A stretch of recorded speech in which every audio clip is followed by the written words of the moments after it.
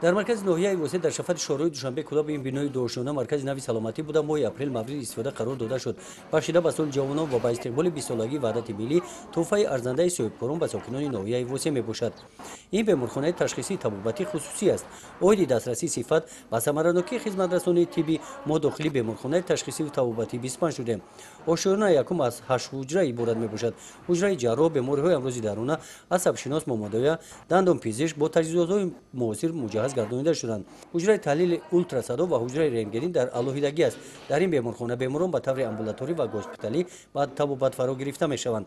در روشنای دوم 60 کت خواب موجود بوده بیماران امکان دارند همه جا بستری گردیده و طبابت فرا گرفته شوند. بیمارخانه تشخیصی و طبابتی 25 در ناحیه واسه از جانب جمعیت دارای مسئولیتش محدود کامل با استفاده داده شده. در ساختمان آن 60 نفر ساکنان محلی به کار جلب کرده شدند.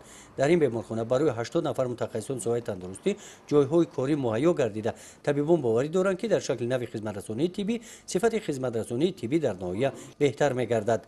گزارش خواجه نظری خدای نظر ظهوروف از ناحیه واسه برای برنامه اطلاعاتی نوید.